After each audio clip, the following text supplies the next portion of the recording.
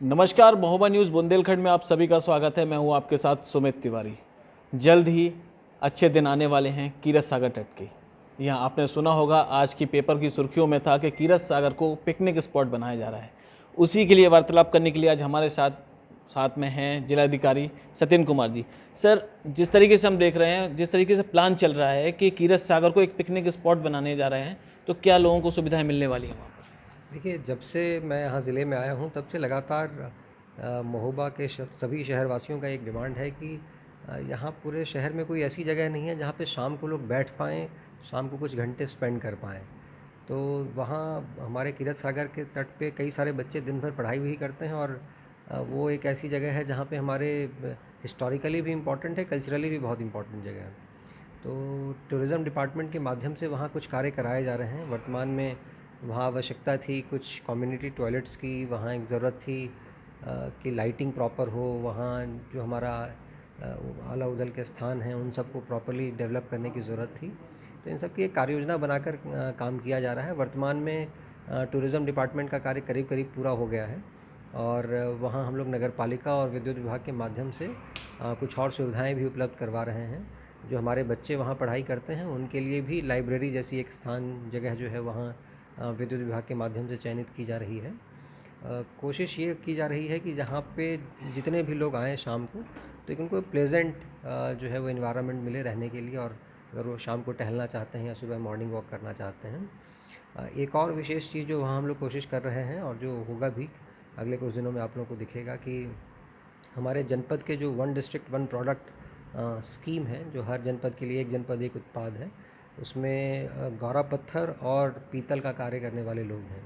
और इस शहर में जो कोई भी टूरिज़्म पॉइंट ऑफ व्यू से आता है तो उसको एक और चीज़ की बड़ी कमी खलती है कि यहाँ के विशेष कौन सी ऐसी चीज़ है महोबा के, और कैसे वो यहाँ से लेके वो जाएँ।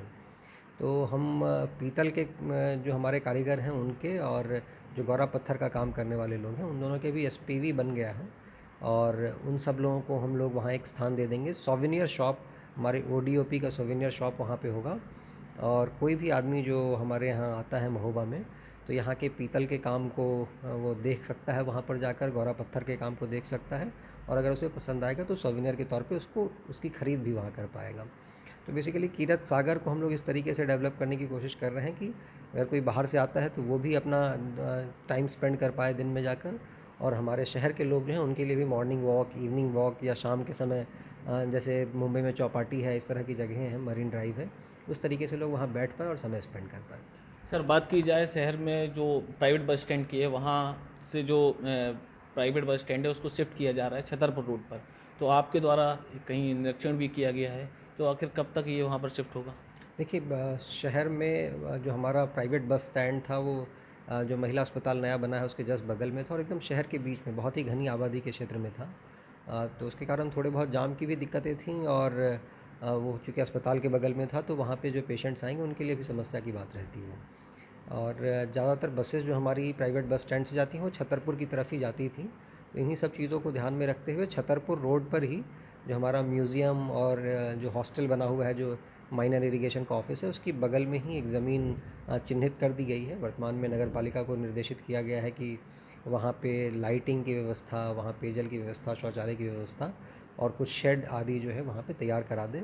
हम लोग कोशिश ये कर रहे हैं कि 17 नवंबर को, यानी कि दिवाली के 2 दिन बाद, हम लोग प्राइवेट बस स्टैंड को वहाँ शिफ्ट कर देंगे। प्राइवेट बस स्टैंड के शिफ्ट होने के बाद जो प्राइवेट बस स्टैंड की आज की जगह जो है उसका भी एक अच्छा उपयोग यहाँ पे प्लान कर लिया गया है।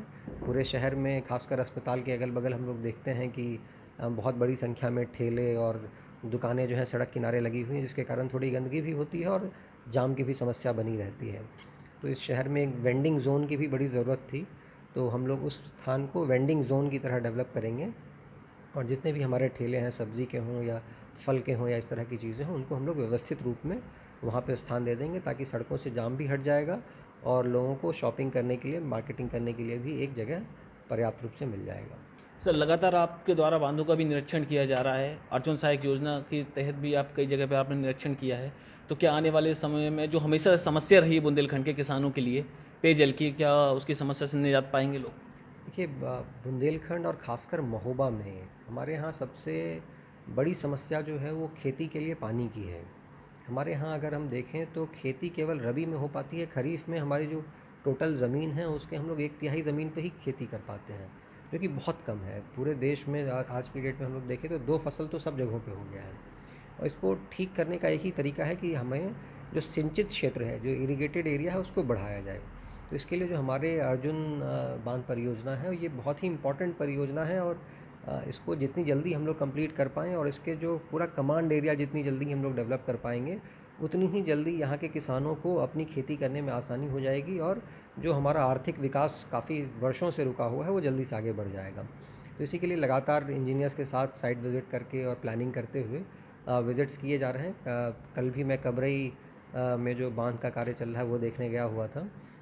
इससे पहले ऑलरेडी हमारे लहचूरा से अर्जुन बांध तक और अर्जुन बांध से चंद्रावल तक जो है वो पानी आ चुका है। अब चंद्रावल से कबरई तक जो है हमारा पानी आना है। कबरई का बांध भी हमारा जो प्रगति मैंने कल देखी है बहुत अच्छी है और अगले 1 महीने में मैं अपेक्षा कर रहा हूँ कि वो काम कंप्लीट हो जाएगा। और फीडर का काम भी जो हमारा चंद्रावल और उसको जोड़ने वाला जो फीडर है उसमें भी करीब करीब काम कंप्लीट है, केवल 3-4 जगहों पे पुलियों का काम बचा हुआ है। तो हम लोग कोशिश ये करेंगे कि इस वर्ष के अंत तक यानी कि दिसंबर में एक बारी हम लोग चंद्रावल से पानी छोड़ के कबरई को भरने का प्रयास करें। और जैसे ही ये पानी हमारा भर जाएगा तो कबरई के अगल बगल के क्षेत्र के जितने भी किसान हमारे हैं जो खेती नहीं कर पा रहे थे, उनको खेती के लिए पर्याप्त पानी मिलना शुरू हो जाएगा। वहाँ एक जुड़ी हुई जो आप पेयजल की परियोजना की बात कर रहे हैं, कबरई में ग्राम समूह पेयजल योजना भी है, उसका पानी भी उसी वहीं से आना है। तो उसके लिए भी मैंने 2 दिन पहले जो मिनरल फंड की जो बैठक हुई थी, खनिज न्यास निधि की जो बैठक हुई थी, उसमें 2 करोड़ रुपए और स्वीकृत कर दिए हैं। वहाँ पे धनराशि की कमी के कारण वो कार्य हमारा रुका हुआ था, तो वो कार्य जो है दोबारा से चालू हो गया। कल मैंने उसके भी निरीक्षण किया था। वहाँ पे जितनी धनराशि प्राप्त हुई थी उसके बराबर तो काम हो गया है, लेकिन और पैसों की ज़रूरत होगी। लगातार जो हमारे शासन में उच्चाधिकारी हैं उनसे भी बात की जा रही है कि जितनी जल्दी वहाँ से हमें पेयजल परियोजना के लिए धनराशि मिल जाएगी तो वो काम भी हम लोग आगे बढ़ा पाएंगे। और कबरई क्षेत्र में जो पेयजल की समस्या की दिक्कत है, खासकर शहर और अगल बगल के गाँव में, वो भी हमारी काफ़ी हद तक जो है दूर हो जाएगी। सर अंतिम सवाल लोगों का था, लगातार लोग हमसे संपर्क कर रहे थे कि आप तक ये बात पहुंचा सकें। एक डिस्ट्रिक्ट लाइब्रेरी है, उसकी समस्या बहुत है, बच्चों को थोड़ा सा पढ़ने में समस्या हो रही है और साथ में स्टेडियम में जिम तैयार हो चुका है, वो भी उसकी शुरुआत के लिए काफ़ी लोग उम्मीद कर रहे हैं कि शायद जिलाधिकारी सत्येंद्र कुमार जी के नेतृत्व में जल्द से जल्द वो चालू हो सके। नहीं, दोनों ही चीज़ें मेरी जानकारी में हैं और दोनों ही चीज़ों में हम लोग कार्रवाई बढ़ा रहे हैं। जो हमारा जिम है उसके लिए सारा इक्विपमेंट तैयार है, सारी चीज़ें हैं। उसके इनॉग्रेशन के लिए शासन को मैंने लेटर भी भेजा है। उसमें जो एक क्लब रजिस्ट्रार होना होता है और फिर उसमें रजिस्ट्रेशन चार्जेस और वो सब सारी चीज़ें होनी होती हैं, उसके लिए शासन से एक बारी केवल अनुमति मिलने की बात है। तो मैंने आते ही उसके लिए लेटर भी लिखा था और मैं अभी दोबारा एक बारी बात करके भी देखता हूँ। अगर वहाँ से इसमें विलम्ब होगा तो हम लोकल लेवल पे व्यवस्था करते हुए उसको चालू कर सकते हैं। तो कोशिश यही होगी कि दिवाली के समय तक हम लोग उसको भी चालू कर दें, ताकि जो भी बच्चे व्यायामशाला का उपयोग करना चाहेंगे उनको एक अच्छी जगह मिल जाएगी। लाइब्रेरी की यहाँ पे बहुत ज़रूरत है और यहाँ कीरत सागर पे मैंने जिस तरीके का माहौल देखा, मुझे लगता है कि यहाँ पे लाइब्रेरी कल्चर ऑलरेडी एग्जिस्ट करता है और उसको केवल हमें थोड़ा बढ़ाने की ज़रूरत है। तो अभी जो लाइब्रेरी बना हुआ है उसके व्यवस्थाओं में थोड़ी कमियां हैं। मैं कीरत सागर के बगल में भी एक दूसरी लाइब्रेरी बनाने की कोशिश कर रहा हूँ। जल्द ही हम लोग दोनों ही लाइब्रेरी देखेंगे कि हमारे सुचारू रूप से चालित हो जाएंगे। सर एक अंतिम सवाल, जब से जिलाधिकारी सत्येंद्र कुमार महोबा आए हैं, सबसे पहले आपका सूर्य मंदिर की ओर गए। पर्यटन क्षेत्र में आपका जुड़ाव काफ़ी रहा है और एकमात्र यही उपाय है कि बुंदेलखंड के युवाओं को रोजगार के लिए अगर पर्यटन को बढ़ावा दिया जाएगा तो रोजगार आ सकता है। तो उसके लिए ऐसा कोई मास्टर प्लान शायद यहाँ के युवाओं को रोजगार के लिए? इसमें जो हमारे पर्यटन विभाग के अधिकारी हैं उन सबके साथ में मिलके हमने यहाँ के जितने भी पर्यटन स्थल होते हैं सबके लिए एक प्लानिंग, बेसिक लेवल की प्लानिंग की है।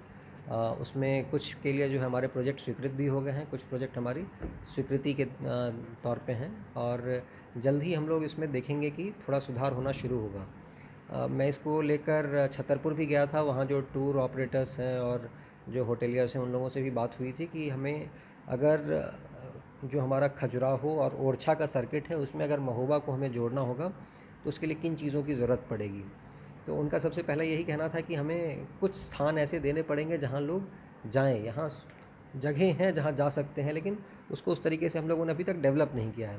और दूसरी चीज़ ये होगी कि फिर हमें इन स्थानों के बारे में सभी होटल्स में, सभी टूर ऑपरेटर्स को, वो चित्रकूट में हो या हमारे कानपुर में हो या झांसी में हो या छतरपुर में हो, सभी जगहों पे महोबा का प्रचार प्रसार करना होगा।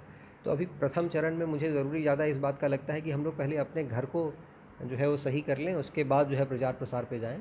तो अगले 2-3 महीने हमें लगेंगे, उसमें 1-2 चीज़ें और ऐसा भी मैं कर रहा हूँ कि यहाँ पे आकर रहने की कोई जगह जो है इस तरह की नहीं हो रही थी।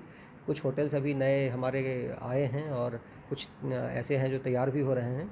हमारे सिंचाई विभाग के गेस्ट हाउसेस बहुत अच्छे हैं जो अलग-अलग स्थानों पे लहचूरा डैम हो या विजय सागर में हो, बहुत जगहों पे हैं। तो उनको भी हम लोग टूरिस्ट के लिए यूज़ कर पाएँ, इसके लिए भी मैं प्रपोज़ल हमने तैयार करके शासन को भेजा है। जल्द ही मुझे लगता है कि इसमें हमें कुछ अगर पॉजिटिव नोट मिल जाता है तो हम लोग इसको लेकर भी आगे बढ़ेंगे और उन स्थानों पे हमारे जो इस तरह के टूरिस्ट होते हैं जो एक आध दिन गुजारना चाहते हैं थोड़ी ऐसी जगह पे जो सुंदर भी हो, जहाँ एकांत भी हो, जहाँ भीड़ भाड़ ना हो, तो वो चीज़ें भी हमें मदद करेंगी। तो जल्दी ही हम कोशिश करेंगे कि जो खजुराहो और ओरछा का सर्किट जो है उसमें महोबा हमारा ऐड हो जाए। धन्यवाद सर। ये थे हमारे साथ जिलाधिकारी सत्येंद्र कुमार। विस्तार से चर्चा हुई हमारी। लोगों की समस्याओं को देखते हुए जिम जल्द से जल्द चालू किया जाएगा। और रही बात पर्यटन क्षेत्र के लिए, तो पूरा रोड मैप और प्लान तैयार कर लिए गए हैं। जल्द से जल्द उनको कार्यकलाप किया जाएगा। फिलहाल खबरों में इतना ही। बाकी खबरों के लिए जुड़े रहें महोबा न्यूज़ बुंदेलखंड के साथ।